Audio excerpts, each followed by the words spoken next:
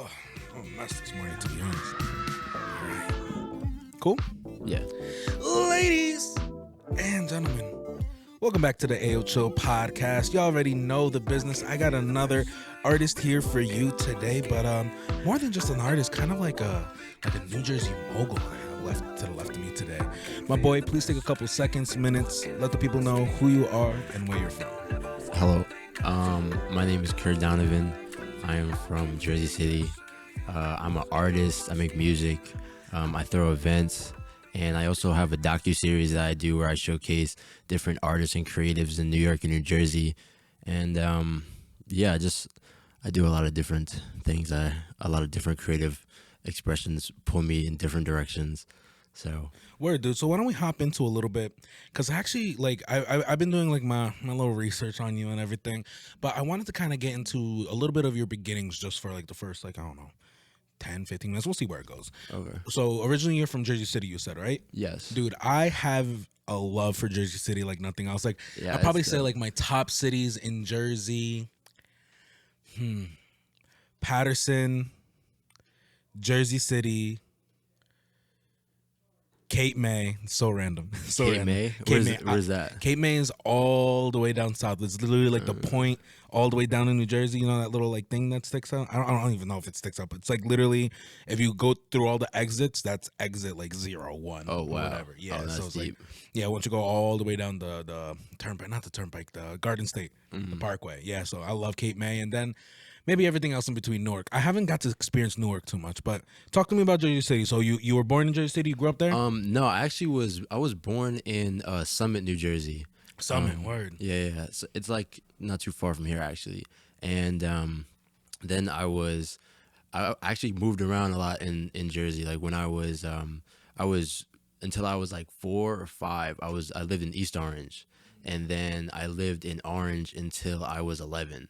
And then my mom moved to Jersey City. So even when I was in Orange or East Orange, I didn't really know anybody. I didn't make really any friends. I was just in the house. So it wasn't until I got to Jersey City where I started like just going out and starting to meet new people. But it was also cool because it was different than like a suburb. It was like more of a city kind of environment. So there's a lot of things going on. There's like easy public transportation. It's like easy to get around and meet new people, and it's like right next to New York as well. So it was just this is a cool new place I've never been to before. So that's where I really like grew up, and I really started to make my friends around there. So yeah, and I've always really loved Jersey City. It's always been a home to me, and it's always kind of been the place where I feel most comfortable. And yeah, I just love Jersey City more than like any part of Jersey, honestly. Yeah, dude. Nah, I mean, don't get me wrong. Like, I think especially with all the changes that have happened in Jersey City within the past, sheesh, like 10 years. You know what I mean? The downtown's gotten like super gentrified, but maybe like not in the worst way. I mean, people have different opinions about that. Yeah. But like, you know, when you're walking around like Greenville, you know, when you're walking around like the Heights and stuff, and you see like the real, like, I don't know, there's certain things about Jersey City that just draw me to it so badly, you know? Yeah. And I think my first experience with that was White Manor.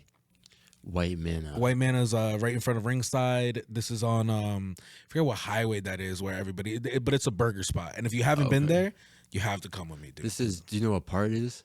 Yeah, that's like in the Heights area. Oh, okay. In the Heights area, like, you know that highway that runs to Jersey City. It has like a Wendy's, a Taco Bell. Has like a bunch of hotels on it. Yeah, I know what you're talking about. That same highway. Yeah. There's this one turn where you take a right and it'll loop you back in to go into like the Heights, and right on that road, right on the corner on that highway, there's a Dunkin' Donuts there too. So it's like White Manor. Right across from it, Ringside, and right across from Ringside is a Dunkin' Donuts. I think I literally pass there every day. I know where Ringside you're talking about. Yeah, Damn, I passed there today. Yeah. You need to stop by White Manor for sure. I do. We need to go to White Oh, Manor. is that the burger spot? Yeah, that's the burger spot. I've Yeah. been there. Dude, that's my favorite. wow. I'm not even gonna hold you. That's my favorite spot in Jersey City. Yeah, no, they slap. I'm not gonna lie. My friend Trey, like years ago, had a studio around there. He just went to the studio that was around there, and we used to walk across the highway and go there a lot of the Yeah. time. That's cool. I never even realized the name of that spot. Yeah, dude, that place is like a legendary place, dude. Yeah, That's actually possible. where they invented sliders there. Oh yeah. Yeah, dude, the World's Fair for baseball or whatever the hell in Yankee Stadium, they wanted like they were just making burgers and they started making like smashing them and like putting them into like little buns and then like selling them. Oh And then wow. it ended up becoming like that store. And there's another white manna. I forget where it is, but it's not the original. They call themselves the original. Yeah. And people who don't know any better, they're like, that one's the original. I'm like, fuck you. Original manna, Jersey City. Yeah. But my bad. I like to get off topic with this shit all the time. So funny enough, what music, like what influenced you growing up then?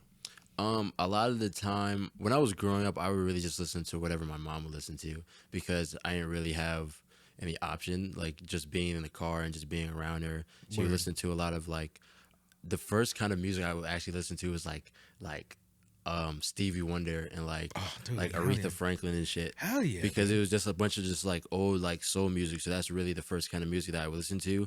And then the first music that I branched off to was like I really love like 90s rock music like Nirvana and fucking and then I would also get into a lot of like hip hop like the newer hip hop. So I would really listen to a lot of 90s rock and then like hip hop. And then my first girlfriend introduced me to a lot of new music, and that's what I really like in high school. I really just got into just tapping in with different music and just listening to a different artist full catalog every day. So I would just really just tap into a bunch of different genres. So, but yeah, like soul music is actually what I'm like originated from, honestly. Word. Yeah. But I will tell you, and I'll be straight up. Like your get up speaks a lot of like punk and rock, Yeah, yeah. right? So like, how did that develop into then now like going into rock? Like, were your parents like I just any realized that I'm like I'm saying that while I'm wearing this. It was No, like that's funny. that's dope though. That's dope because I feel very similar in the same Mm, sense because my dad grew me up with 70s, 80s disco. You mm, know what I mean? A lot of soul music, man. And then as I got into soul music, my dad wasn't too much into that, but I fell in love, man. I was mm, listening to like Luther Vandross, I was mm. listening to Stevie Wonder. I mean, what was I gonna say? Louis Armstrong doesn't count as like soul and funk, but Kinda, yeah, yeah. like a little in between. But like I was listening to Aretha Franklin too, and all Mm. these great singers. And then '90s was a cool time to kind of like It grow was up. a really Yeah, cool time, and a lot of the time, when I was in middle school, everybody would just tell me, "You should have grew up in the like it would be you would fit in like the '90s or like the early 2000s because all of this shit that I liked was mad popular. Like in middle school, I was just listening to mad like Nirvana and like lyrical rap music. I was just listening to rock and like lyrical rap music. So I would be listening to Nirvana and like J. Cole and shit. word. So that kind of shaped what I'm doing now, where it's in terms of like I make a lot of alternative music, but I'm so tapped into what I'm saying, and I'm so tapped into like what I'm singing on the song and the lyrics behind it. So like I just take a lot of influence from a lot of different things, and I just found like 90s rock music, especially like grunge music like Nirvana, like Alice in Chains, was just so cool. And I just wanted to be like that, and I just wanted to find that in what I was doing. So it wasn't until I had my first girlfriend who listened to mad like my first girlfriend was the one who put me onto everything. Like listened to mad like Blackville Brides and like Pierce the Veil and all this Backfield shit. Brides. Yeah, And yeah. I'm like, it was like the first time me like hearing any of this, and I'm like, nah, I never heard no shit like this before, because it took everything like in rock that I already liked and I already was listening to like, oh, this shit is like way different, and there's a whole different like style with this, and there's a whole different like culture within this. So yeah, when I was like a freshman in high school, that's when I really started to really tap into different music. And yeah, I just had to just people just put me on to different things, and then just from there I just spiraled into just getting into any music I could really anything that really spoke to me or anything that I could connect to. Because when I first heard that kind of music, I was like, okay, this is like some shit that's more than just music to me. It's like something that I could actually like feel. And that was the only time I actually felt that way was in like certain artists. But I'm like, there's like all these artists who are doing this thing that I can relate to. So that's what really opened my eyes to just wanting to discover new music. Word, word. And when was the first time you kind of picked up an instrument or anything, or do you play any instruments? You Yeah, just a singer? I play the guitar, but I mainly sing, and yeah, but I want to learn like I want to tap in with drums. I want to tap in with like guitar and Yeah, everything. dude. Whenever you're doing this stuff, it just ends up like, like you want to learn a million instruments. Yeah, especially like I play with a band for a lot of my shows, so it's like, damn, I wish I could just be on there with a guitar too, or like doing something as well. But what was the question? I was originally talking about how if you played any instruments, so you were talking about how you play guitar. You know what I mean? You want to pick up some other instruments. But you said you mainly sing. So when did Yeah. you first start singing? I first started singing. Oh yeah, when did I first get into like music? Like I first started. I actually was in my when I was in high school. I was always into like acting and filmmaking. So that was like one of my first passions. Was just I was doing a lot of that, and when I was in high school, I was doing a lot of just acting and modeling and trying to make my own films. And I didn't start getting into music until I met my friend, and I met one of my friends in high school, and like he said he was really good at rapping, but he was like 16, 17, but he was talking about, oh, I'm retired or whatever, but he was nice. So I'm like, you could utilize that a lot better. And I've always been the person who's been like, see potential in somebody and be like, let me help you do this. I want to get you on board. I want to like not just have me go. I want to help everybody around me get to their full potential too, especially if like I care about them. So I actually I bought all the recording equipment. I was doing Uber Eats on my bike, and I bought all the recording equipment that I still have now, that I still use, just strictly to engineer. Like I didn't even know how to engineer, but I just bought it just strictly to engineer him. I'm not sure why I did that, but yeah, I just fucked with him, so I just did that, and then so I engineered him for like a while, and eventually I just started to just be like, let me see what I sound like on this, and let me see how what I could do on this, and then I just started to gradually just get into it and just started to gradually just try and practice and just make songs that nobody ever heard and just get better, and until I got to a point where I'm like, this sounds good, and then I play it for other people and they think it sounds good, and I'm like, oh, all right, I'm getting somewhere. So Word. yeah. And when you're playing this, the style of music that you're playing it in, is it mostly like, is it rock? Is it like hip hop? Like when you engineered your boy? He was mainly like lyrical rap. Okay. So yeah, those have always been the genres I've always loved, was just rock and rap music. So like just that combination, just that mixture was always something that I never even knew was a possibility until like when I was like 16, and then like Juice World and like X came out, and I was like, oh shit, you could do like both of these at the Yeah. same time. And I'm like, I never knew that. So then that's because before that I was so confused of my style and confused of what I wanted to do, because I would try to make one song, I would try to make just some boom bap shit, and then one song I would try to make some like fucking like hard rock type shit. So I'd be like, I don't know, and both of those sound like two completely different people, so I'm like, I don't know what my style is. And so when I heard like artists like Juice WRLD, where it was like, okay, this is like a rap instrumental with like a emo rock song delivery on it. So I'm like, that's cool as fuck. So I kind of just started just try to tap in with like more shit like that. Yeah. Word, dude. So talk to me then about, so you're going through high school. I feel like everybody's high school like story is pretty much the same. Yeah. You're figuring shit out. You're talking to other people. Talk to me about what happens after graduation, last day of high school. So in high school, I really was like a loner for real. Like I really like You went to high school in Jersey City. I went to high school right outside Jersey City Word. in Bayonne. Word. And Honestly, a little. No offense to Jersey City, probably a little better. I'm not gonna hold you. it probably, I mean, that school kind of was like that school. It's closed now. Like that school is like they bulldoze that shit now. But Oh, like, they closed down your high school? yeah. Damn. They closed it right after COVID.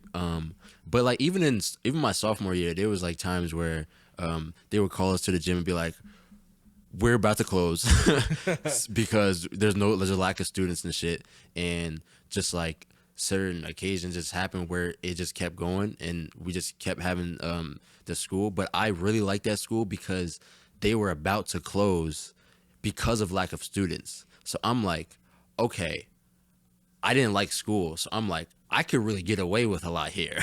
So then What was the name of the school? Marist. Marist. Yeah, yeah. All right. But Well, rest in peace, Marist. yeah, bro. rest in peace, Goddamn. Marist.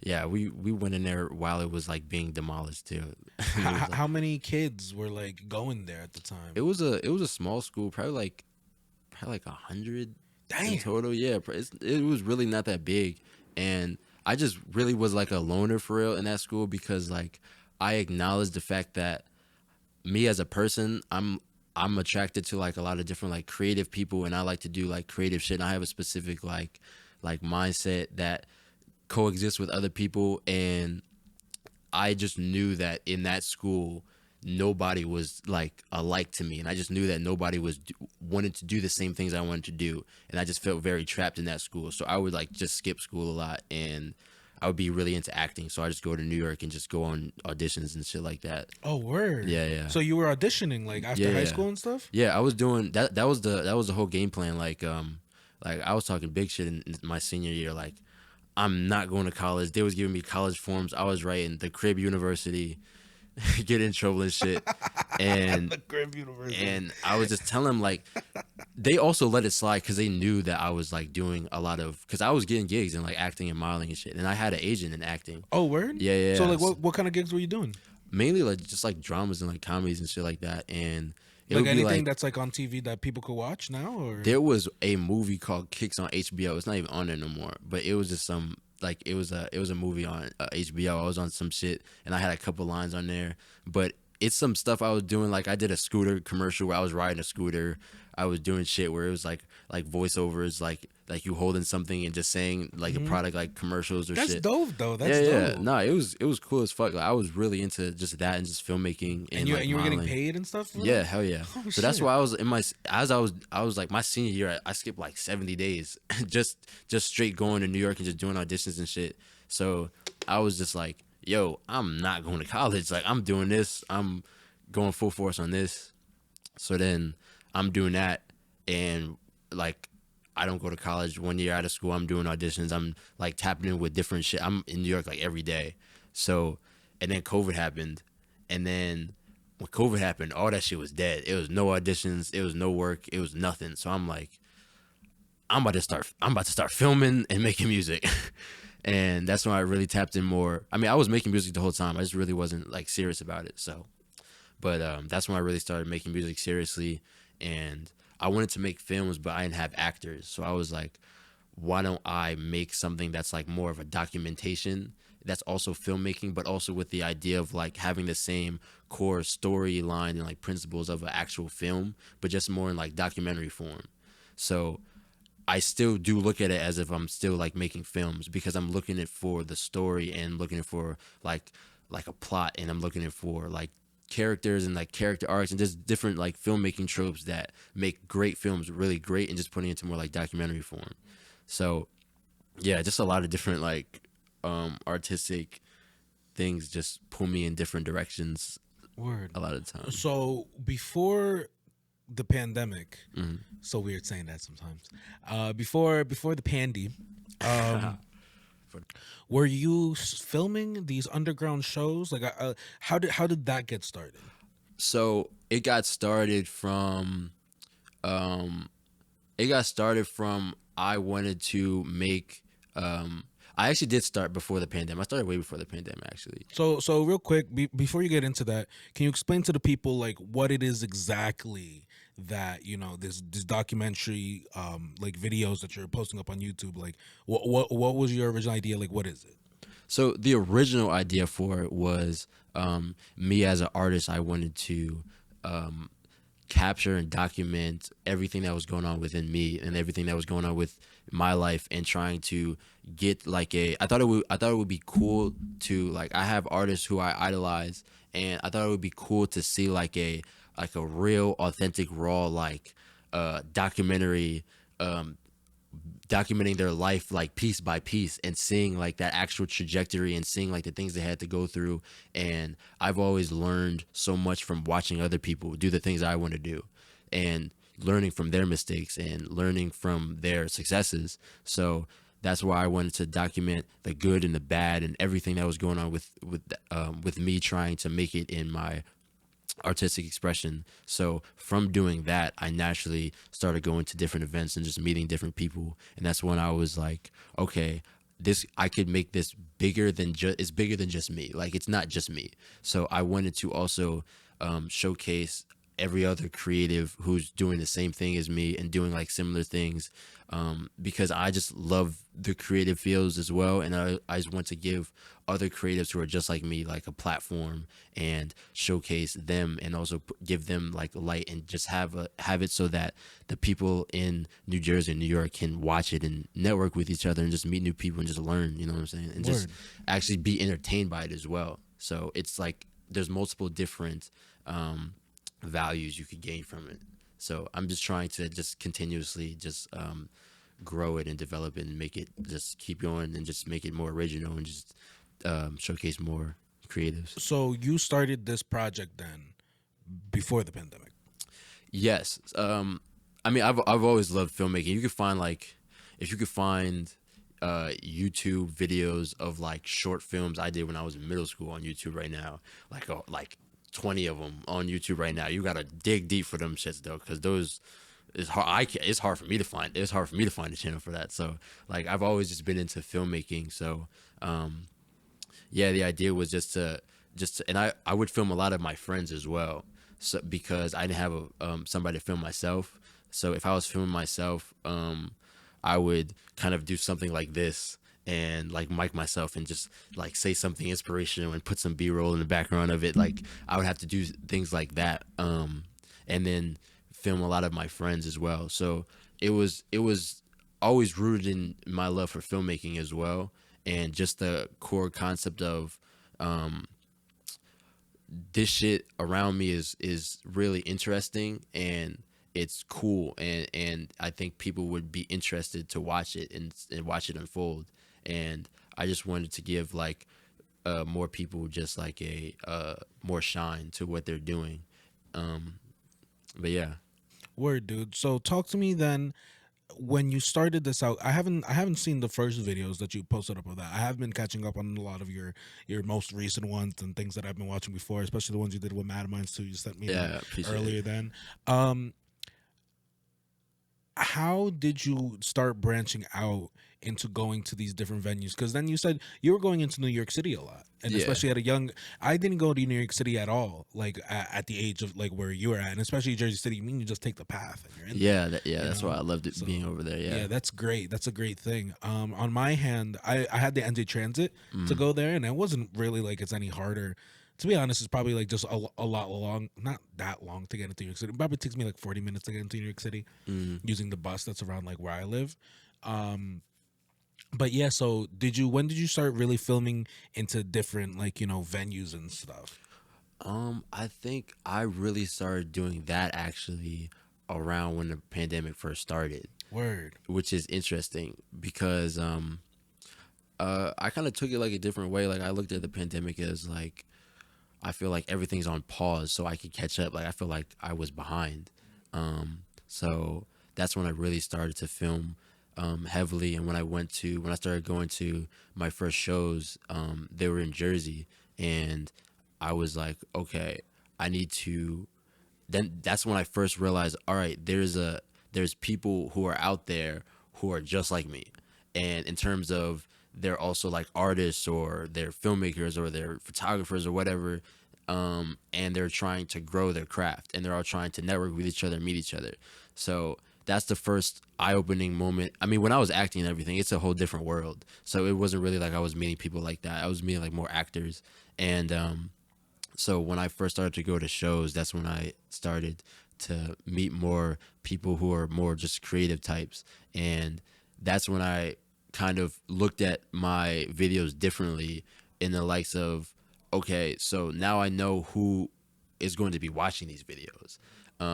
because I'm just doing all my creative shit and showcasing other people do their creative shit. So naturally, the majority of people watching are going to be creatives. So now me knowing that, I could do things that are also going to benefit those people, and is also going to speak to those people and like help those people and help them network and things like that. So it was just an eye-opening moment of like, I think it was like 2019 when I first really started to go to these events and just meet more like-minded people like myself that I didn't get when I was in high school.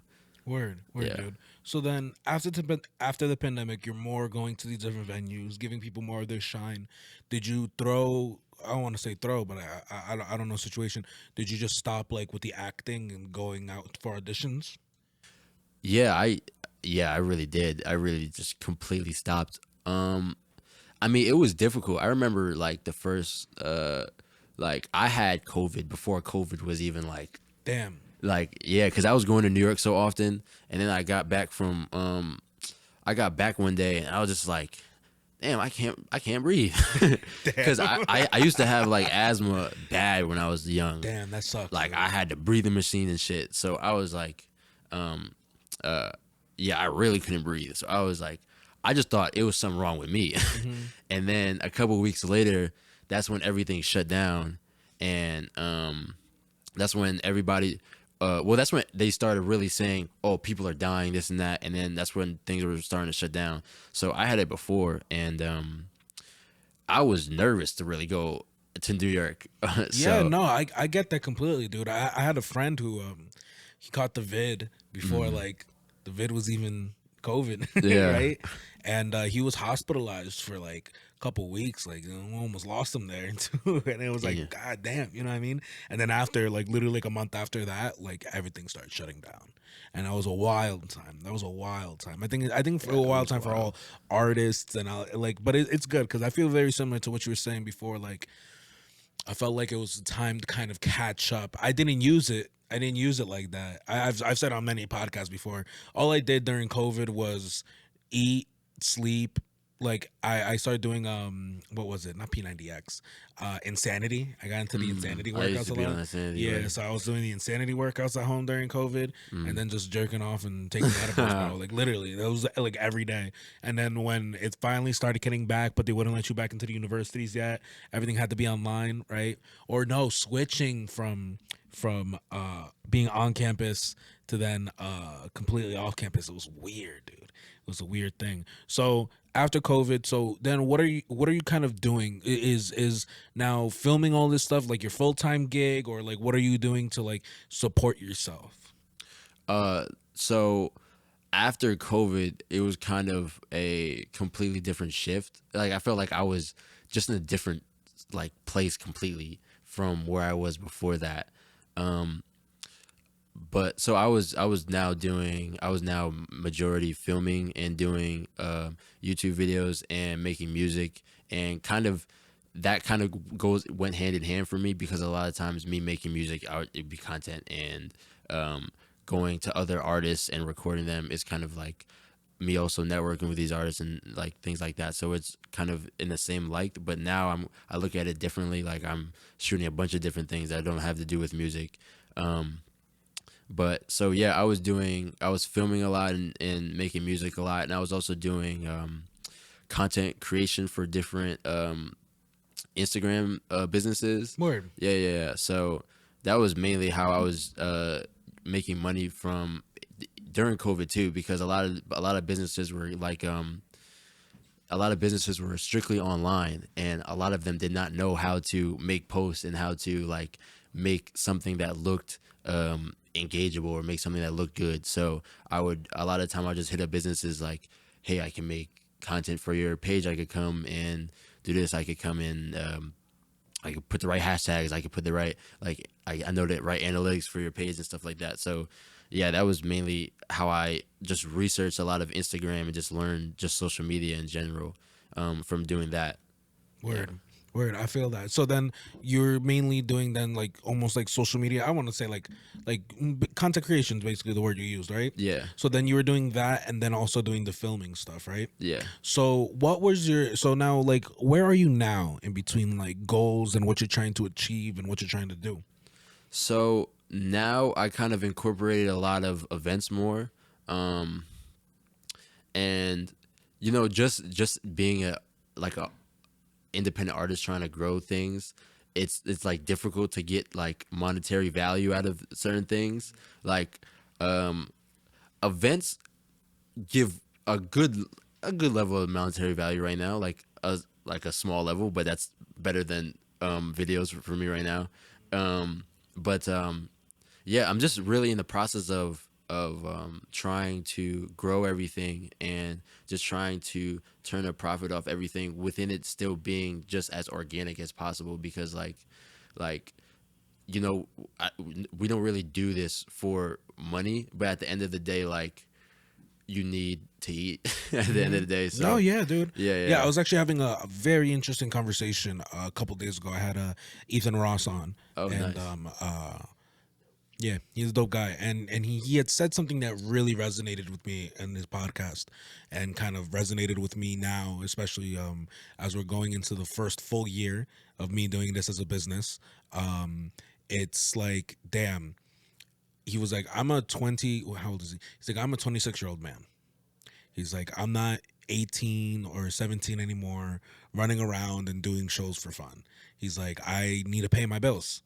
And he's like, if I'm going to find a way to be an artist and pay my bills, he's like, there's only one way to do it. And he's like, and it's to put in the work. And then he's like, and if that doesn't work out, then shit, I'm out of luck. I can't do what I love.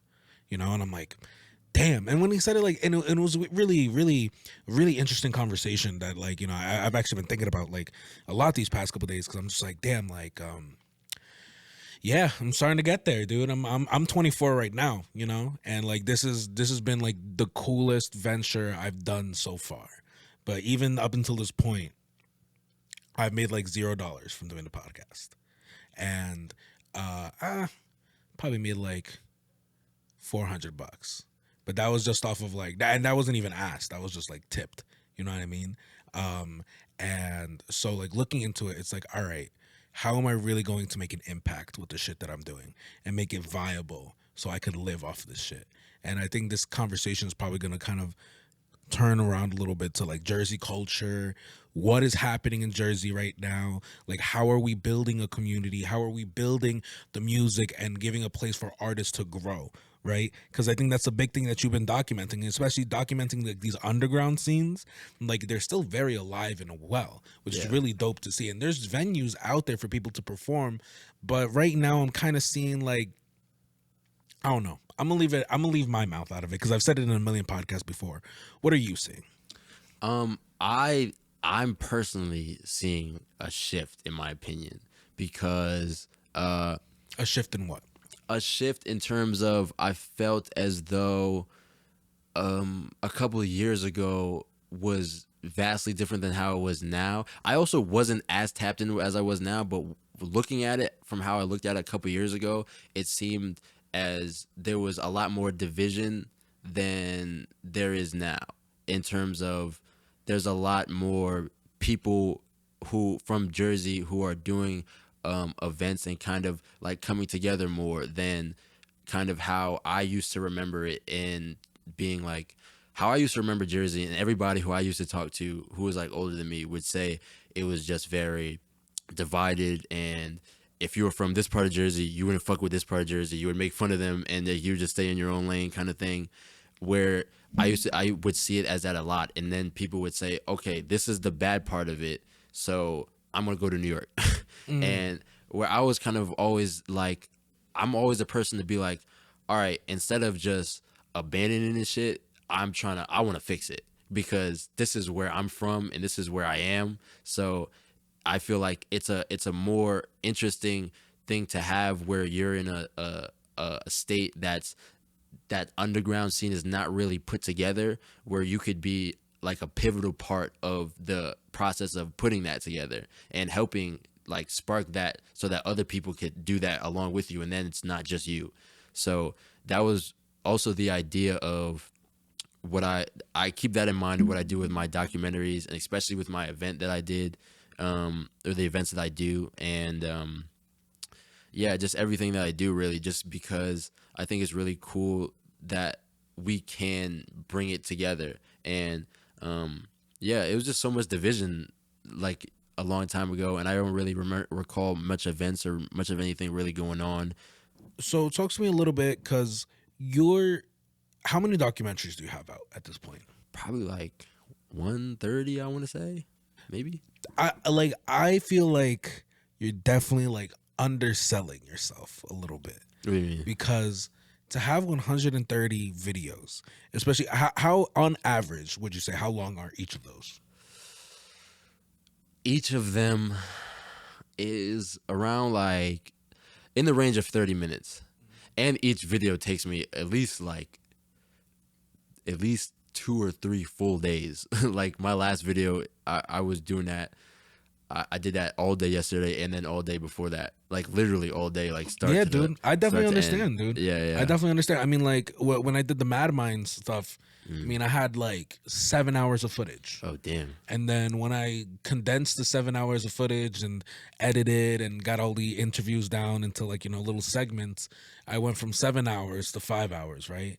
And this doesn't include like the setup of, like, the couches, the mics, the lights, the everything, right? I on average probably, yeah, that makes a lot of sense, dude. Yeah. And but that's what I'm talking about too, because I don't know personally of anybody else in Jersey who's doing what you're doing, I appreciate and that makes you unique and special. I appreciate that so But that much. also makes what you're doing that much more important, because when people look back at Jersey culture and what we've done, and like who's been documenting this shit, they're gonna be looking at your shit as part of the whole mix of things that have been happening. When people talk any success that happens from this point on out, they'll see this part and this chapter of it. Whereas I don't feel like that has really existed beforehand. And not only that, you have a style to your Yeah. documentaries, bro. And I love it because it's very nostalgic, because it's very like almost like 90s, early 2000s Yeah. type, like, vlog style. What kind of camera do you use for your I have a Canon 80D. I used to have a 60D. It was my dad's camera actually, and like in middle school, my dad bought a camera, like it was that one, that 60D, and just to take pictures of like family and shit like that. And I would just take it and then try to put it back before he got home, because I was supposed to take it. And then at one point, I just didn't put it back, and it was just like fuck it. And then he just didn't really say nothing, so I just was like, just started shooting mad, films with that, and tried to develop like a style. And I do actually get inspired by a lot of like old like 90s and even like 70s like videos, and just like things that are nostalgic, and things that I just feel like a feeling is something that people are going to remember more than anything. So I always try to create an emotion or a feeling in everything that I try to do, especially in like films and things like that.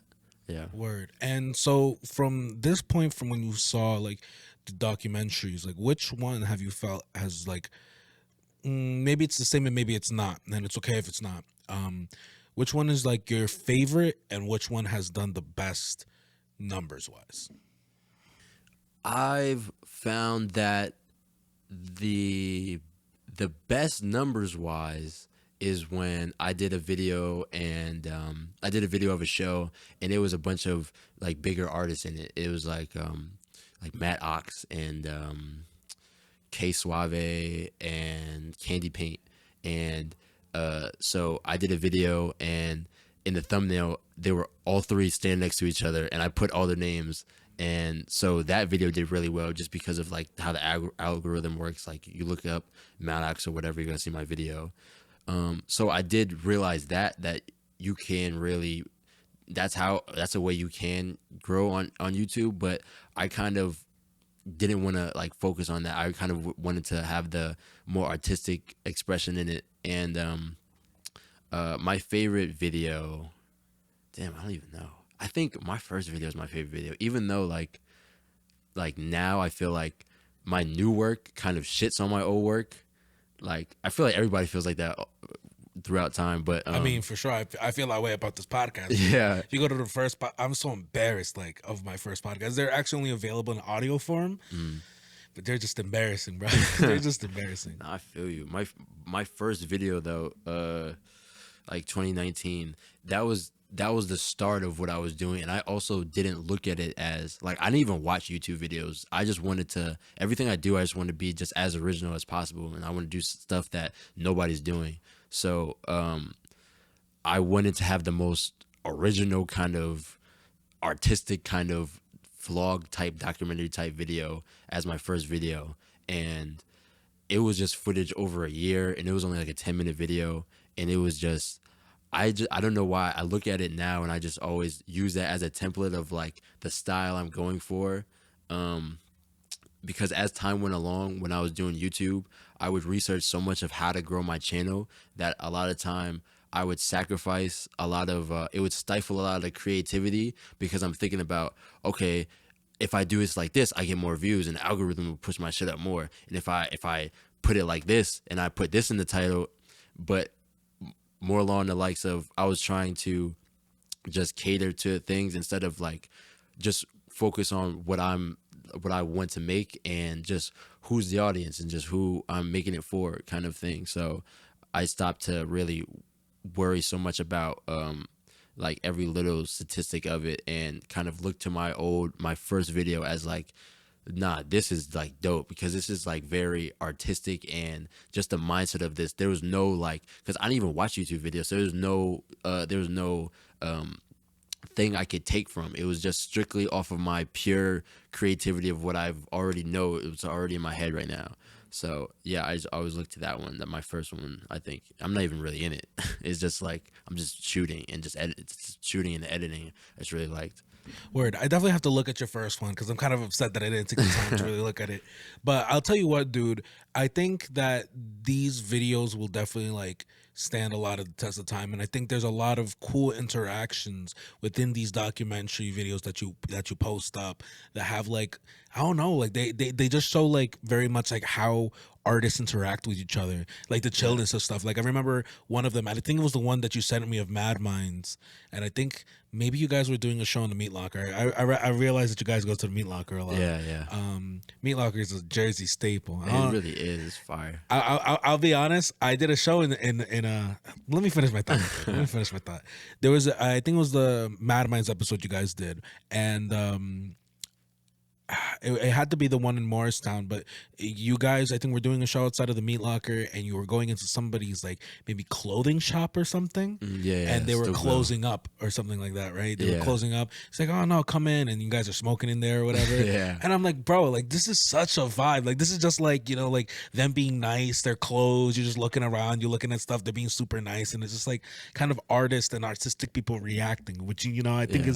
is the main culture, what people want, you know what I mean? And I think there's a certain vibe when you see like different people who are complete opposites, or like genres that you didn't think that would get along to like much together, like just vibing, you That's know? a fact. Yeah, Yeah. that really is a fact. That's I seen that the first time at my first show that I did, Come As You Are, and I put like half like alternative and like half hip hop acts. So it was just a mixture of like different like people in there, and I just thought that was like mad cool, because those were my two favorite genres. So and yeah, and just the I remember before I even started doing my videos, or actually it was more like after my first video I started watching different vlogs, just to get more like ideas of what I could do with it, because the first video didn't really got like 35 views over like a year, so it really wasn't like substantial. So I was like looking for ways to actually grow. And I what I really loved and what I really took away from a lot of different vlogs was like just the idea of just the raw like interactions that you get with each other, and just the idea of having the camera in a way where it feels as though that the viewer is there. Because when I had COVID for the first time, I would just watch mad vlogs, because it would make me feel like I wasn't alone, even though I was. But just the perspective that I was watching it in, and just like hearing people like interact, made me feel like there was somebody there. So that kind of was also the idea of like I call it comfort content. Just like the idea of like I want to do that, but more in like an artistic way, and also in a way that tells like a really great story and is like really great, like a really great film. So there's just multiple layers of what I'm looking for when I try to make a video. Yeah, dude. I think it's like super dope, and I think if you're Hmm. listening to this, you definitely need to take some time and go through his shit. Like if you're looking for what the underground scene looks like in Jersey, if you're looking at like what multiple shows look like, even the one you posted up most recently, I think you just posted up yesterday, or maybe it was today. Yeah, yeah. So today, yeah, Yeah, I yeah, got yeah. I'm hosting a show later today. Yeah, well, I know. So we'll get into that. But the most recent video you just posted up was at the Oh Meat yeah, Locker, yeah, right? yeah. And it was dope because you saw like everybody come in and like you had some hip hop in there. You seeing like the crowd come in and stuff, and just like how basically like crowd work works, like like how these shows really go. Because I feel like sometimes you could get. I think everybody who's done any show in Jersey consistently has definitely had shitty shows, shows that could be a little bit empty comparative to some like shows that are really high volume, high energy, like the crowd is really getting in. um Real quick, I was going to talk about the Meat Locker. The Meat Locker is a very interesting venue, and It I say is. interesting with love and interesting with like fuck, because you walk in there and it's very grungy basement, very looks like almost metally in there. I'd say like Yeah. metal vibes, right? I don't know if you guys ended up using your own PA system for your shows over there.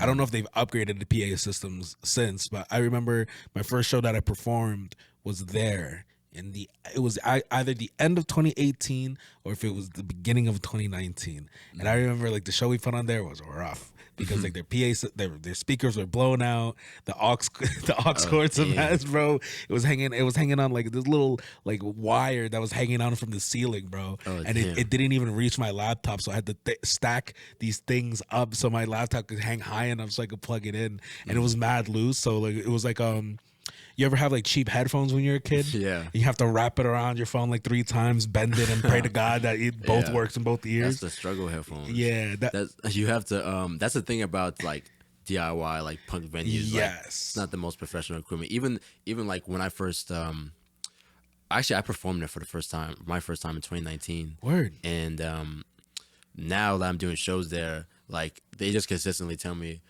we don't have the best equipment, we don't have the best. I mean, for in terms of like the aux with the speaker, that sounded valid last time I was there. But in terms of like instruments and shit like that and like amps and stuff, it's not the best. No. Do you know the owners there at all? Like, Yeah, are you yeah, chill yeah. with them? Yeah. Word. You'll have to introduce me someday. Yeah, most maybe definitely. maybe we'll come down tonight. Yeah, I'll hell see yeah, what's yeah. up. They're definitely gonna be there tonight. It's gonna be dope tonight too. Is this another Come As You Are event?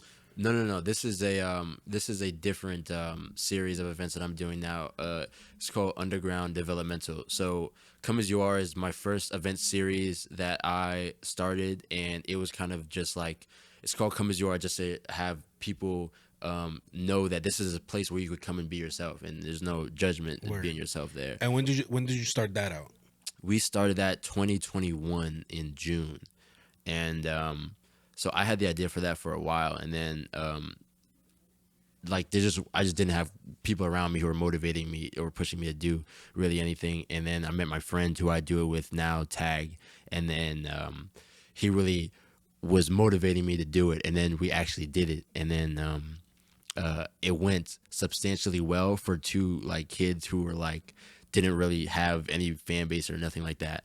And I do give a lot of that credit to the marketing behind the event, and that's kind of why like the event was like it was artists performing, it was vendors, and it was also painters showcasing their work, and it was very just interactive, and just the message we put out for the event attracted the right people for the event, and we saw that that doing that is going to attract the right people, and the right kind of marketing is going to get the people who you want to come in to come.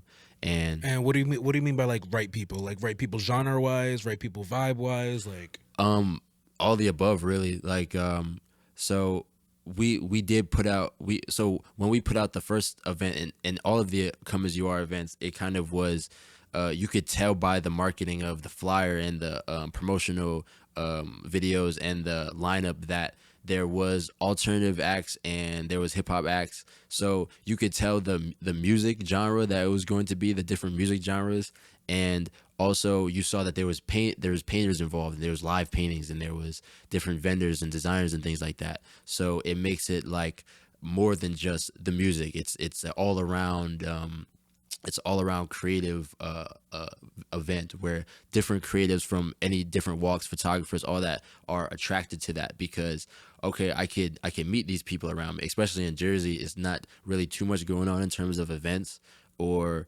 and it's harder most definitely because like I realized that when I was young, we don't have things like Washington Square Park. We don't have things like the trains where you could easily get around to different events. You kind of the only real way to meet each other is if you're in like school. So in terms of like youth, so that's why I'm like, okay, there is a big potential for like events here. All y'all go to New York to go to these events. We could just have them here and build up our own state. That's So that's literally the dream. That's the yeah, dream, man. so that was the idea behind it, and then just the idea of having all those different creatives and just marketing towards those creatives, and it was called Come As You Are, and we had like so people already knew like the environment, and I didn't even realize the actual impact of the right marketing until that. So then we did a lot of those events, and we did 5 of those, and our last one was in the summer, and so from doing that, I realized the power of just doing like a series of events with the correct marketing. And from doing that, it also got bigger over time. So now we're putting on like really big artists. And I found that even from doing all those Come As You Are was my like time where I got better and I developed as an artist and I got better at every event and just like really started to perform. So I realized that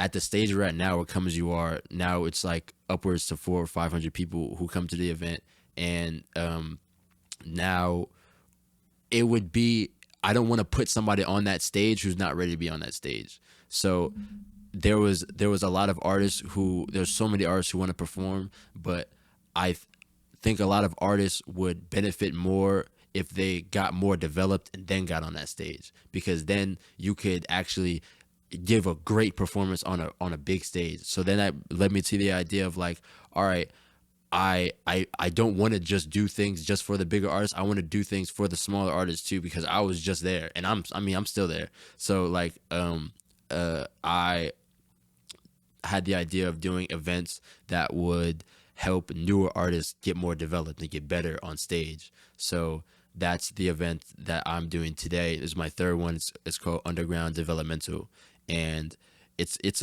a really dope show. The venue is smaller, and obviously the people come are it's a less amount of people than Come As You Are, but it's just an amazing like underground show of like upwards to like 100 people who come and just it's just so alive. Like just the crowd is so alive, and they just help people, and they are aware that this is a place to develop and get better as an artist. So like there'll be artists who get on stage and they're like clearly nervous or whatever, like saying, "Oh, I'm nervous" or whatever, and just the crowd just like, "Oh, you got it, you go ahead." And, like just the energy is just amazing.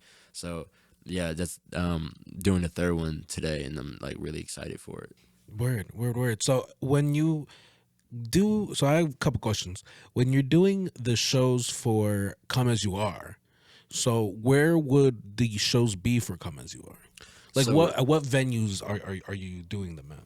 the venues differ, and we did our first 3 in Jersey City in this like warehouse building, and it was like our first 2 were kind of in this like uh art gallery, like big art gallery space. So it was paintings in one room, and then like artists performing in like mosh pit in one room. So we were like moshing in the art gallery, and then like vendors and all of that. So we did our first 2 in there. Then our third was on the roof, like, but it was inside, but it was also on the roof. And then the last 2, the fourth and the fifth, were at a different space in Jersey City at the Film Factory, is called, and that's just like a really big warehouse space. So right now we're just considering where to do the next ones at because we're also thinking of the things that we would need for accommodation in terms of like the last one we just had. We had it where all the people who come in could paint on a certain section of the walls. So we thought that was really cool that we want to just keep going with, and like every event we just want to keep adding on really cool shit to it and like just really hammering down on the experience vibe of it. Like we want Of people to have an course. experience. So Of course, of course. um, You keep saying we. Who's we when you're speaking about this? I'm just so we minded. Like it's not just me, So like, who's but helping you we plan these events? so You got a team? not really. Come as you are is just me and my friend Tag. He's a designer for his brand is Deviar, and yeah, so he's mainly he does designs, and I kind of do like artistry for our own personal brand, and then we just came together for Come as You Are. And he's in college, like he goes in forgive me if I'm wrong, Virginia, Mm-hmm. a school or something. And so when he went, I'm kind of just doing the underground developmental, just planning it all myself. Yeah. So that's Word. just my own personal, like I want to have my own events, and I do plan on doing more like one-off events. And I just love the like this like creating different series because and just having people fall in love with the event itself, so that regardless of who's up there, they're going to be like entertained. They're going to be like really tuned in because they're in love with like the environment rather than just coming for one person. Because I used to see a lot of people would come for a specific artist. That artist would perform, they all would leave.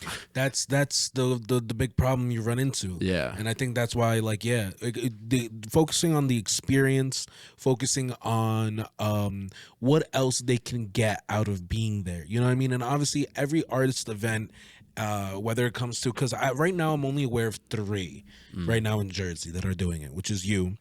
And you have obviously have Mad Minds. It's run by Turk and his little squad, and then you have there's just one more that I haven't tapped into yet. I think they're Billion Bars Club, I think. I think Or I heard. I think I might have heard of that. I've heard of them before, and I think I actually might have had one of the guys who works for the works in that team, or maybe he runs it on the podcast at a Mad Minds event. Because usually, like it really the people who are doing this right now, they all kind of aware of like what's kind of going on right now. Like for example, you were at the last Mad Minds, right? Yeah. Yeah, I remember seeing you too. Because you're a very hard character to miss. You know what I mean? You have a unique look to you. You know what I Thank you. mean? I respect that. I fuck with it a lot. I like when people kind of figure out how to settle into their own ways. I like people. Yeah, settling into their I styles. like to stand out as well, just like be remembered. Just because, like, I also want to just grow and just be like a. I've always loved just the idea of just being like a. I used to watch people with like TV shows, like and just be like I would love to like host things and just be just show mad personality and just be that just cool dude just talking to people. So like I've always loved the idea of that as well.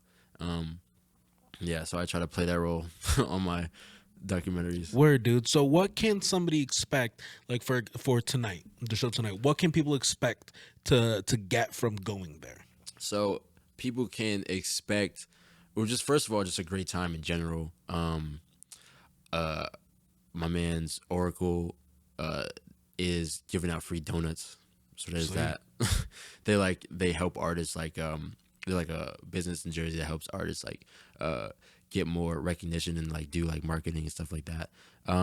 But you could definitely expect a great time. There's a bunch of dope artists who go from first time artists to artists who are more developed, who are just trying completely different things out.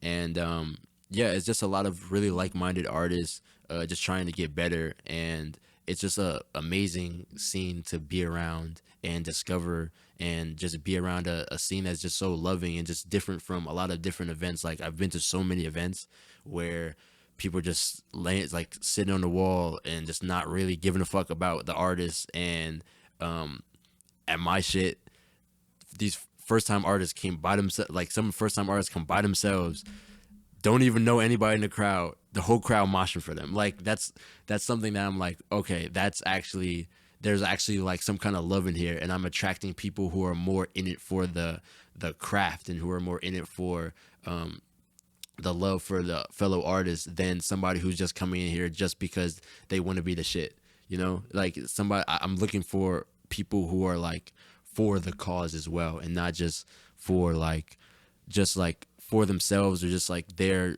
just to gain something, but more of like there to help other people, and also you grow as well. You everybody is like benefits from it as well. So yeah, there's so many things to expect. So yeah, just pull up and find out. Our next one is the 30th. Word. Yeah, yeah, yeah. Word. So talk to me a little bit. I'm actually really interested into hearing what does the future look like for you doing this? Like is this what you want to do? Is this like your main gig? Is like do you want to build this into like cuz regardless you're going to have to build it into a business at some point if this is what you want to do, or is it kind of just like steps you're taking into something else? Like what is your goals? My goals are really to just keep expanding on what I'm doing and just keep pushing what I'm doing. I really, I mean, I see a lot of substantial like growth from now from where I started, but I also like am just aiming so high. It just feels like it always just feels like I'm not doing enough. So just really to just keep growing and expanding off what I'm doing, just more events, more come as you are, more underground developmentals, more documentaries. I'm trying to get more camera people.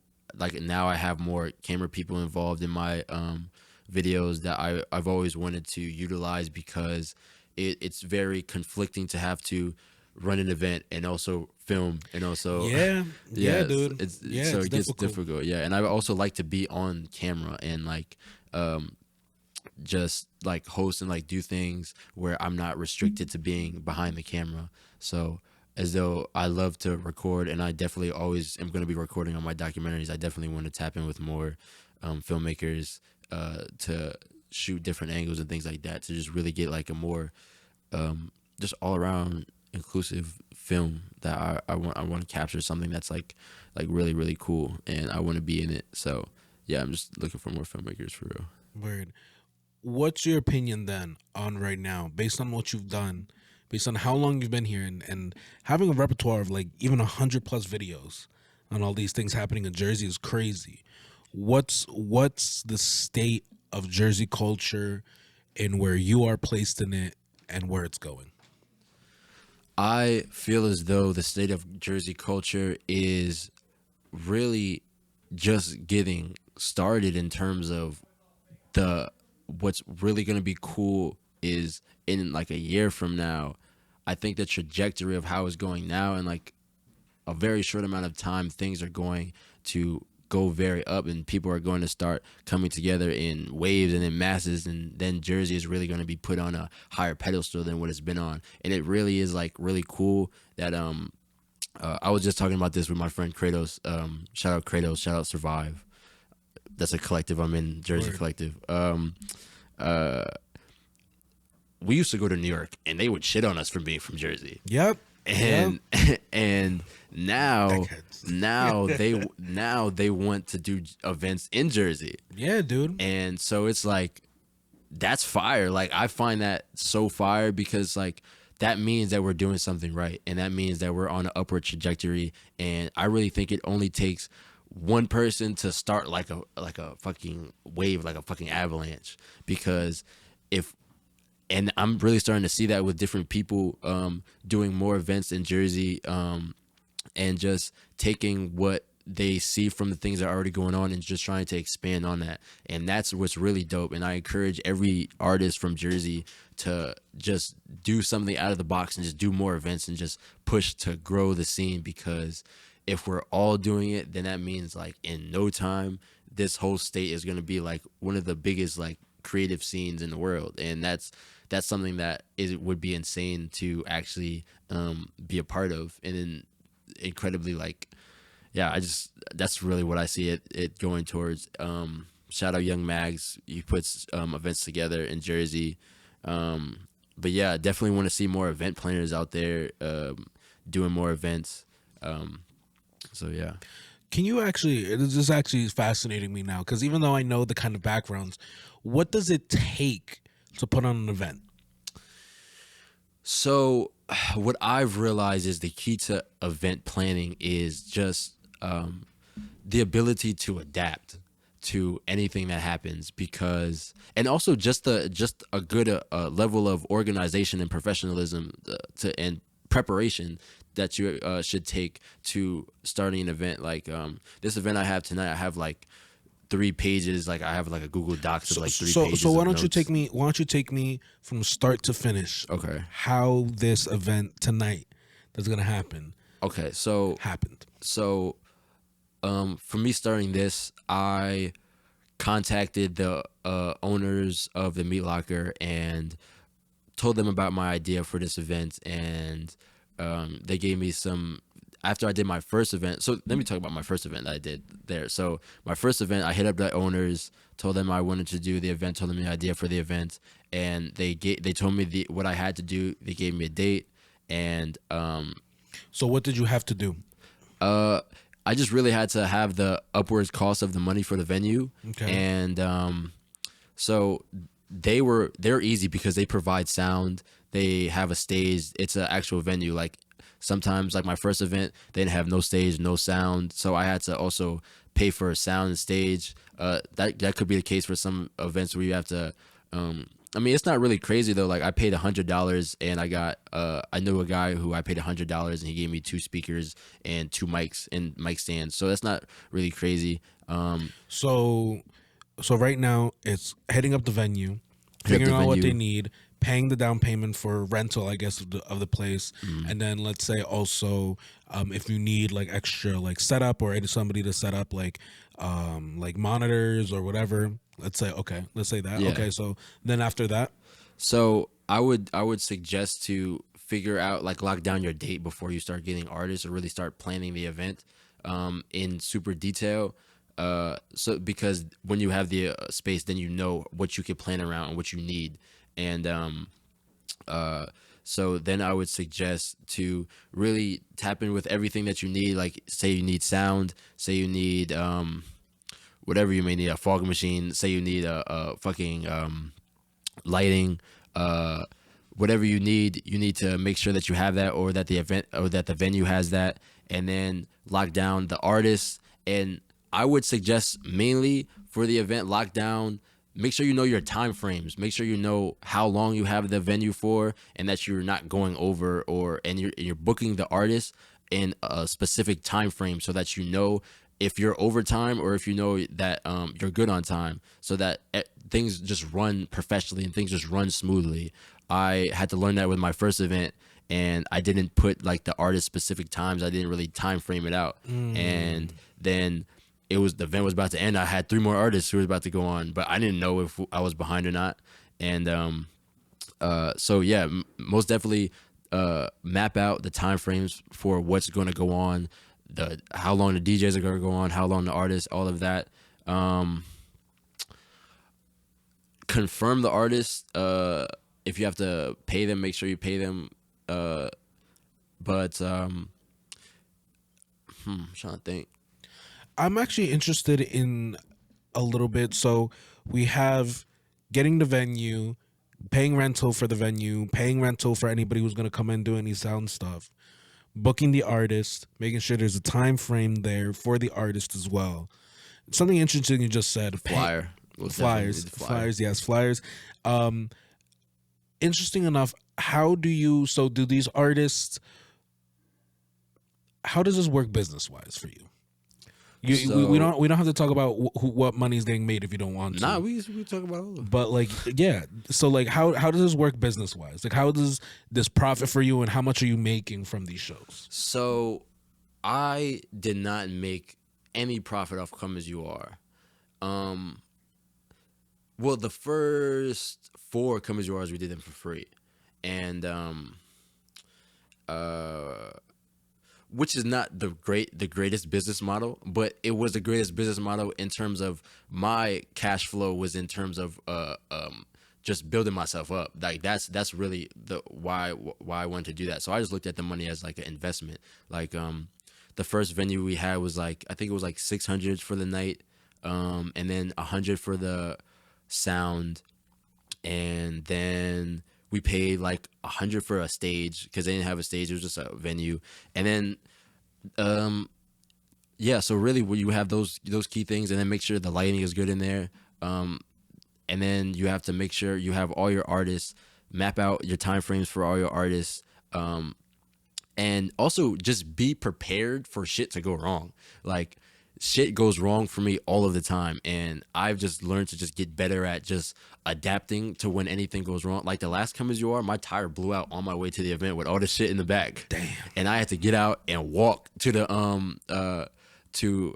my friend who was at like a different venue, and we had to go and get it. Like, just mad shit just happened, so just be prepared for to adapt to things. And I would say most definitely there's a lot of events out there that that don't tap in with that key factor of the marketing towards it, and just really just try to market it off a good time. And whereas as though you could do so much more in terms of making that event like a experience, or it means something, or you're tapping into a specific demographic or something in the terms of where it's not going to be just like maybe like 15 people who aren't really into it. And so yeah, it's definitely something worth to think of, like what the purpose is of the event and who is it for, and why are you doing it. So what are you charging people to go to the event? So the event tonight is $10 to get into the event. The first 4 Come As You Are we did for free, and then the 5th one we did for 10. And I even hate charging 10. Like, I honestly hate charging artists for anything, because It's hard, but you know, you an adult, bro. You gotta Yeah. pay. You gotta pay bills. nah, man. most definitely. People gotta understand, and there's nobody else. And I'll say this, especially if you're listening as an artist right now, because I feel like once people start talking about financials and shit, everybody's like, oh no, do it for the love, do it for the art, do it for this. And trust me, bro, I feel that to the fucking max, because I don't want to charge for these podcasts, right? I charge, like, in general for these podcasts, for anybody who I have on, I could charge anywhere in between $600 to $1,000 each one. Right. That's Just a fact. because the amount of money that goes into the equipment, and that's just the baseline. That's just the baseline. I'm not even talking about for the talent like I have, and I don't mean that in an arrogant way, but I mean, like, it takes, you know, time and like, you know, learning how to interview and talk to people and make it interesting. It takes time. It does, So yeah. I don't even charge for my experience, but just the amount it would take to rent out this table, all the equipment, the lights, the camera, just rental baseline is $600. Yeah. That's the lowest amount. So that's if I wanted to break even, right? I would charge $600 for a podcast, and it's like, I feel like that's worth it though. yeah, I feel, and for a lot, and especially for the people who come on, man. I mean, like, you're talking about the value of the content that they could take. They're taking an hour, anywhere in between an hour to an hour and a half of content that now they could repurpose and use. And especially from you being social media, a social media person in right after, or like during the pandemic, you said, right? Yeah. Like, I actually did social media management earlier this year as like a side gig for 2 months. I did it in January, February, and I started doing math on it. And it was like, yeah, you could charge $20, $25 per post. And if a person wants to post 3 times a day, that's $75 a day. You know what I mean? And $75 a day goes pretty quick, you know. And people could get angry and be like, "Yo, why are you charging this?" And it's like, well, it takes me time to do this. You know what I mean? People don't realize a 30-second TikTok video sometimes could take like hours to edit. Oh yeah. You know, to do transitions, definitely. and especially even for the documentaries that you do. Yeah. It take hours. You know what I mean? Yeah. For me, you know, like, even doing these podcasts, doing the Mad Minds things takes me so much fucking time, dude. Like, I this past week has just been editing the past Mad Minds from Morristown and then Claremont Distillery. Dude, I've been putting in like more than 100 hours of work easily on both of those. Yeah, I know that must be a lot of work because there's so much filming going on there. And not only just that, but then I give everybody the clips for free. You know, and I tell them to email me, and I put it on my Instagram, whatever. Then I have to take all these clips, re-render them into smaller clips, download them into my Dropbox, and then send them out. And it's just like, it's like wild. Yeah. So talk to me. So you said $10 a show, right? So I'm kind of interested, because you said, do you pay any of the artists who come on to your show at all, or? So for Come As You Are, yes. For Come As You Are, I paid one artist, and that was the only artist we ever paid for Come As You Are. But majority of the time, like, a lot of the like underground artists really want to just be on a stage that's like has a lot of people and just really just grow. So, I mean, because you're providing a service. yeah, for real. And so for the underground shows, the way the venue works is they do it like you get a portion of the sales that you bring in. So I have to charge 25 to perform, and then if they bring like 5 people, then they get their 25 back. If they bring more than 5 people, then they make money. So that's how that venue works. I never like to charge people, but then I think of like, if I was an artist, when I was an artist who was like really just starting, I would have paid 25 to do this. I did pay 25 to do shit like that. So like I'm really just be torn with things. Yeah, and you know what? I'll tell you what, and if it makes you feel less torn, good, because I felt like when I was, because I feel like every artist's plight is loving the art and being broke, right? If you want to get your name out there, the only way you're gonna do it for free is social media. And social media is the biggest stage you will ever get on. You know what I mean? When it comes to, especially if you're in the beginnings of growing as an artist, you want to spread your music. I've seen so many TikTokers do this. I've seen so many Instagram people do this and get their numbers right. You know, be consistent and whatever. But if you're trying to perform live, you know what I mean? I feel like people don't understand the amount of work that goes into a show. And if you don't like a person and how they run their show and what they're charging, the perfect thing that you were saying before, I hope other people put on their own shows. Yeah. Makes it competitive. Yeah. You know I mean, what I mean? that's what I did as well. Like, it was really no shows. I wasn't really getting on any shows. So I'm like, fuck it. I'm just going to do it myself. I mean, that's the whole idea of like anything DIY is like just doing everything yourself. If you don't have the resources or you don't have the funds, you just got to put in the work and just got to learn how to do things and just do things on your own, or just like tap in with other people who are like-minded and are willing to help with the vision. Yeah, for sure. I actually did a show once where they knew that I was specifically just gonna bring in a lot of people. I wasn't the best like performer. I mean, I was. Oh, you used to make music? Yeah. Oh, I did see your music page. I do make music. I do make music. I don't post up anything right now. I'm kind of, you know what's funny? I was in the car with a friend yesterday and she was telling me, she was like, "Are you gonna get back into music?" I told her, I was like, "Well, I never really left. And the music that I make right now is really just more for myself. I like listening to like my own music and seeing what I could do and how I've developed over the years. But I don't have anything right now that I feel like I would be comfortable releasing or proud of. Mostly because they're like, the music I make right now is like 70, like I'll just 70% finish the song, 80% finish the song, and then I'll just like listen to it. And then I'll just be like, maybe one day, you know? That's the idea though. That's a good the right idea though. Like just being able to make music that you like to listen to, because that's the idea of like I have with everything, and I don't really put anything out unless I could like sit there and actually listen to it like it's not my song. Yeah. But are you going to keep going with the music though? Yeah, I am, but it's just like right now, you know, I'm trying to figure out stuff with the podcast. This thing has been growing beautifully, man. Like I've had a really blessed year. But now it's like really time to like sit down and be like, all right, if I go into music right now, I'm going to be making no money. Like I'm that is not my goal. I don't wake up every day and like, you know, like the way that Ethan was putting it, you know, he was just like, you got to do it every day.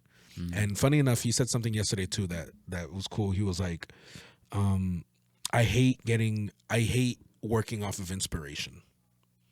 Why I is was that? like, right? Yeah. Isn't that the weirdest shit to say? I'm gonna clip the shit out of that video. I think I, for the most part, work off inspiration. But you know, and it's crazy. He was like, I don't like working off of inspiration because I can't work when I'm not inspired.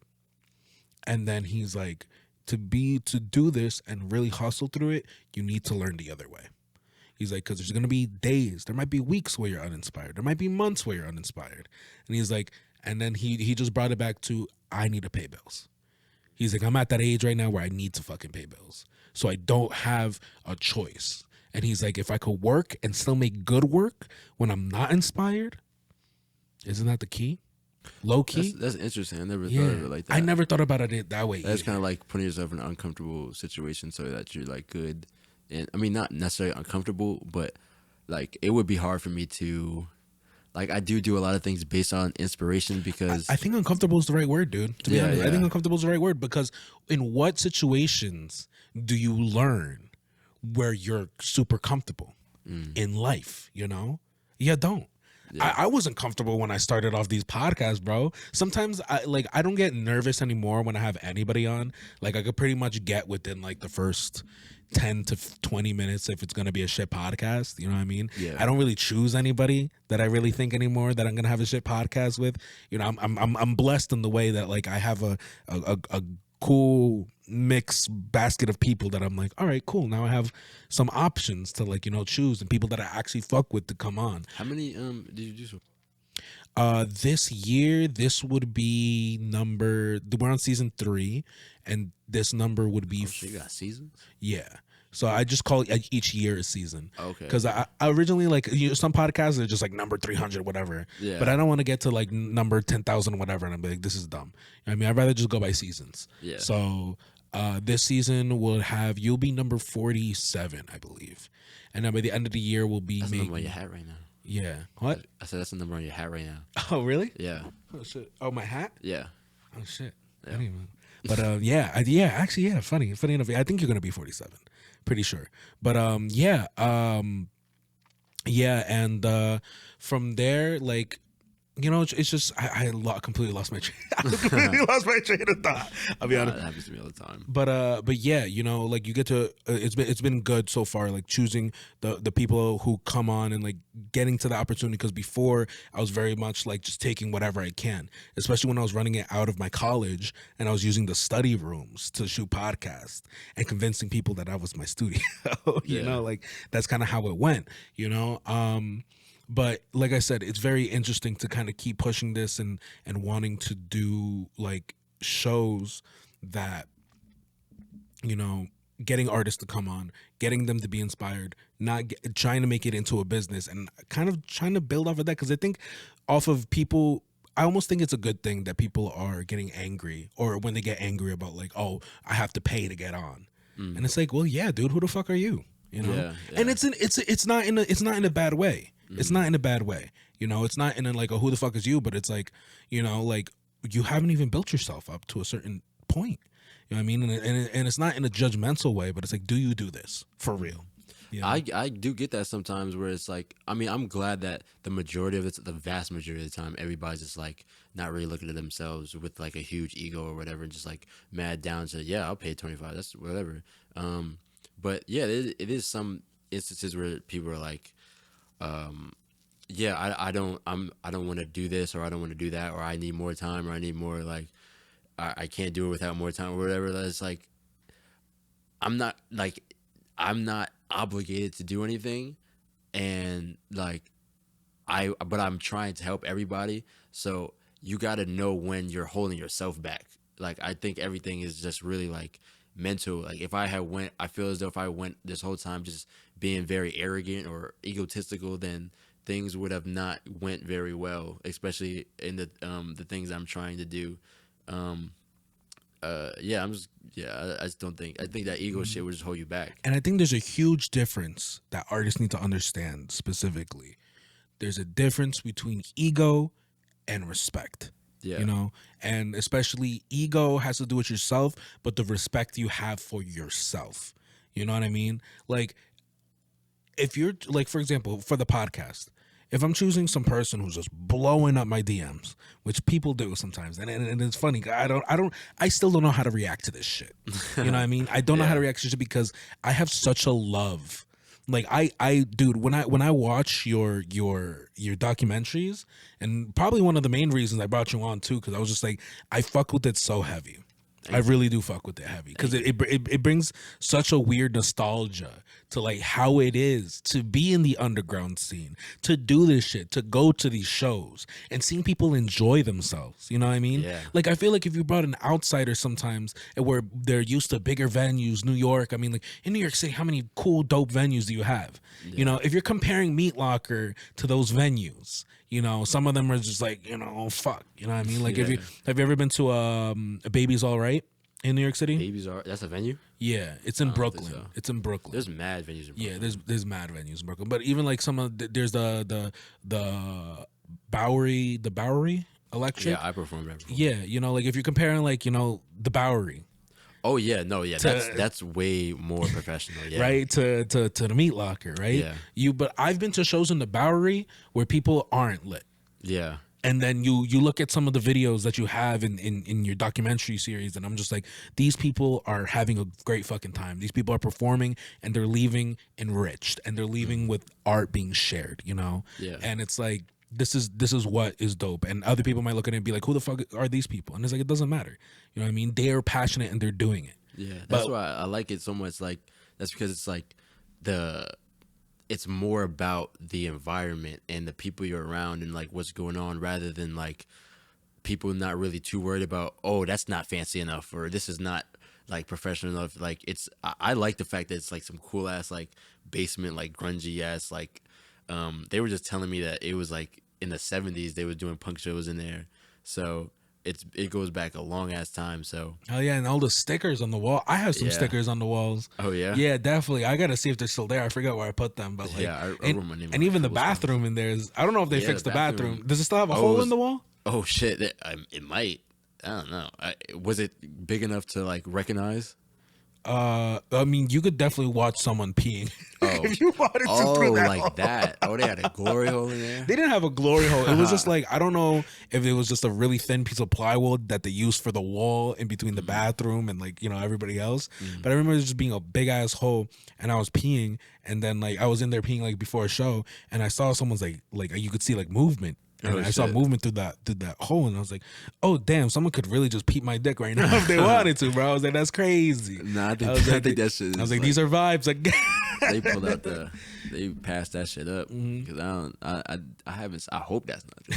No more. you're Shit. like, "Damn, I gotta take back, bro." It was a lot of shows and stuff, and getting fucked up. But that was actually that shit was actually really interesting. Like the fact that like just putting yourself in I just went back to a whole different. No, point. you're cool. No, you're uncomfortable. Yeah, you have to put yourself in uncomfortable situations to grow. Yeah, for sure. Especially like in that's why I did a lot of time in music. That's why I always try to do a lot in music, and even just doing these developmental shows, it just makes me because I don't even perform at them because it initially the idea was to get artists who are like basically brand new and at that point I've been performing consistently for like 2 years. So I'm like, all right, I want to give it to somebody who just started. So but I kind of look at it a little bit differently now because now there's people who are more established who come in who are like my friend Vet who's like who makes a lot of lyrical rap music. He came in at the last one and did mad like rock shit. So it's like developing like some whole new like shit that you got, and it could be like really for anybody. And so yeah, it makes me want to just develop a lot more of my sound and music and develop a lot more like new music. Yeah. So, but I ultimately do have to put myself in a uncomfortable position for that because I'm so used to just my style of beat, my style of vocal and things like that. So just trying to just be more experimental and think outside the box. Yeah, dude. Nah, I mean, like for sure. You know, thinking out of the box, putting yourself in an uncomfortable situation. Sometimes doing shit that you don't even think you're doing. I never thought I was gonna do the Mad Minds event. Trust me, Yeah. bro. That shit yeah. is so fire. Like just the idea of like having the podcast on the scene of the event is really, really dope. Yeah, thank you, dude. Yeah, I didn't know how the first one was gonna go, and the first one was luckily like their biggest event that they ever put on, like to that point, you know. And then like even doing the last one, it's dope, you know, just getting there and doing stuff that's like just different and shit. You know what I mean? It's dope, and you know, overall, I think our goals and where our trajectories are going, regardless if we want to be cordial or not, but obviously you're the homie, but like it's gonna end up intersecting. You No, know, for sure. because I'm trying to build here like a culture and a community. You're over here building a culture and community. Turk's out here building a culture and community. And anybody else who is putting on shows, who are getting artists together, who are trying to make these things grow and be better. And better is subjective, but like as long as you're spreading art and building a community, you're building culture. And that's what I think Jersey is lacking, and I think that's what is being built now. Like I said, I think we're very much in the forefront of like all of these things. Yeah. And like I said, I think it's so fucking dope that you document this shit on the YouTube, and like people could look back at it, and especially people in your community, like they'll see themselves 20 years from now, dude, Yeah. you'll look at this podcast 20 years from now and be like, holy shit, like, what was I doing? You know what I mean? I can't wait for that. All of these things are time capsules, bro. Really, people forget that these videos, these things that we upload are all time capsules. Yeah. So it's really dope. We're nearing the end of the podcast because I can't take too much more time in the stew. But do you have any advice for the people? Did you have anything left on your brain that you wanted to get out, but maybe that you didn't, dude? The floor is absolutely yours. I would say my advice is just really just do whatever makes you happy, honestly. Like a lot of times we do things that try to make other people satisfied or just try to do what we think we're supposed to do instead of doing what would actually make us happy and doing something that gives an actual impact to the world, and just finding what your purpose is in the world and how you can make the world a better place. So I just really just say, in whatever field you're in, just do whatever the fuck you want to do. Really just do whatever the fuck makes you happy, and anything that you want to do, just work really hard at it and don't give up on it, and just really just hone in on it and just work every single day at it, because more than anything, we're the people who are going to hold us back. You're being held back by yourself a lot of the time. So it's just about just being in that mindset where you're going to actually grow and push your shit to a certain point. I would be so much in the mindset of I only could do certain things, or I only was limited to certain things. And it wasn't until I just so happened to find new people that I realized how much I was holding myself back. So it's really just a matter of just knowing what's right for you and just doing whatever makes you happy, and don't hold yourself back. Kurt, I appreciate you so much, dude. I appreciate you. Thank you for coming on to the podcast. Keep doing what you're doing, bro. Don't ever stop the documentary shit, bro, because I think that shit's podcast. Thank bro. you, dude. I appreciate that too. I think this shit is impactful and like really monumental for the scene as well, because like just like with the documentaries, like people really just appreciate just being like showcased and given a platform where like nobody's really giving us a platform. So it's like when you get that, it's like, wow, like you actually give a fuck. Like that's crazy. So dude, I appreciate it, bro. Let the people know where they could find you, your socials, Insta, Spotify's, everything. Now's the time to tell them. You can find me on everything at Kurt Donavon. Tap in with me on Instagram, on YouTube, Spotify, SoundCloud if you have it, all of those things, Apple Music. And yeah, man, I hope we see each other one day. I hope we get to meet and exchange words. Word, dude.